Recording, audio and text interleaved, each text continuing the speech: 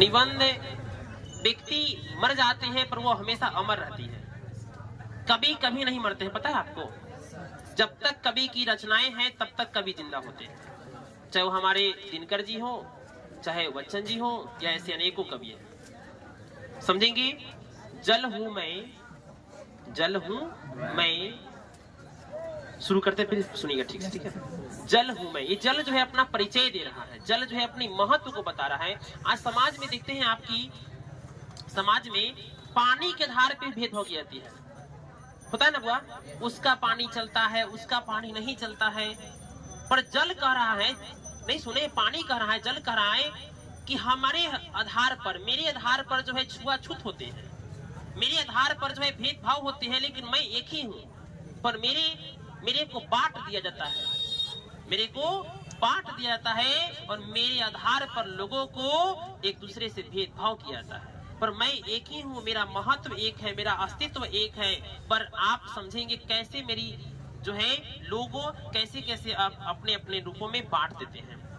जल हूं मैं शरीर में जाऊं तो मैं रक्त बन जाऊं, मैं शरीर में जाऊं तो मैं रक्त बन जाऊं, मेहनत से पसीना बन जाऊं, मेहनत से मैं पसीना बन जाऊं, किसी के दुख को आंसू बनकर दर्शाऊं। जल हूं मैं शरीर में जाऊं तो मैं रक्त बन जाऊं, मेहनत से मैं पसीना बन जाऊं, मेहनत से मैं पसीना बन जाऊं, किसी के दुख को आंसू बनकर दर्शाऊं, किसी के दुख को आंसू बनकर दर्शाऊं। जल हूं मैं, किसी के रसोई में रहूं, किसी के रसोई में रहूं तो मैं भोजन बन जाऊं, किसी के रसोई में रहूं तो मैं भोजन बन जाऊं, और किसी के जीवन में रहूं तो मैं इज्जत बन जाऊं, किसी के जीवन में रहूं तो मैं इज्जत बन जाऊं। नहीं, उसके थोड़ा ही पानी भी नहीं, उसमें पानी मतलब इज्जत यहाँ पे है।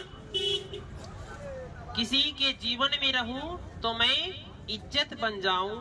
जल हूं मैं पशु पक्षी पेड़ पौधा सब में निवास करता हूं, मैं पशु पक्षी पेड़ पौधा सब में निवास करता हूं, मैं किसी जीव जंतु से कोई भेद नहीं करता हूं, मैं पशु पक्षी पेड़ पौधा सब में निवास करता हूं, मैं किसी जीव जंतु से कोई भेद नहीं करता हूं। ऐसा थोड़ी है कि ये मतलब कि ये काले कुत्ते में इतना ही जल है, उजले कुत्ते में इतना ही जल है, काला इंसान में इतना जल, गोरे इंसान में इतना जल, इस हिंदू के लिए इतना % जल, मुस्लिम के लिए इतना %। ऐसा है हुआ? सभी मनुष्यों में जल की मात्रा लगभग समान रूप में रहती है। सभी पशुओं में लगभग जो है एक प्रजाति की पशुओं में लगभग एक जैसा जल की मात्रा होती है कि नहीं बोलिए? तो मैं पशु पक्षी पेड़ पौधा सब में निवास करता हूँ, मैं किसी जीव जंतु से कोई भेद नहीं करता हूँ। जल हूँ मैं किसी के आंसू तो कभी बादल के बूंदे बनकर टपकता हूँ, मैं किसी के आंसू तो कभी बादल के बूंदे बनकर टपकता हूँ। जल हूँ मैं मंदिर मस्जिद चर्च गुरुद्वारा, मैं मंदिर मस्जिद चर्च गुरुद्वारा सभी तीर्थों में निवास करता हूँ, मैं मंदिर मस्जिद चर्च गुरुद्वारा सभी तीर्थों में निवास करता हूँ।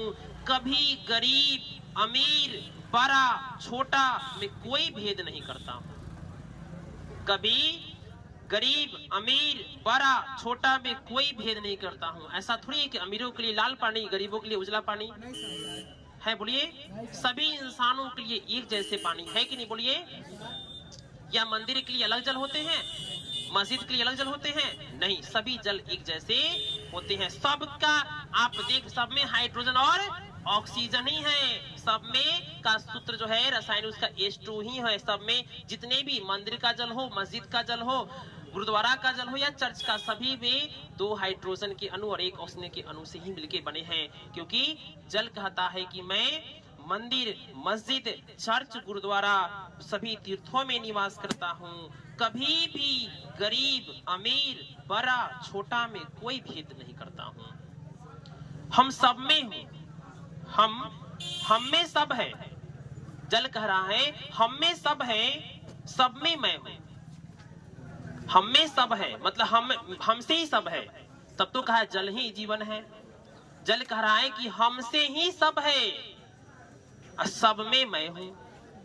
हमसे सब है, सब में मैं हूं, जल मैं हूं, जल मैं हूं। तो ये कभी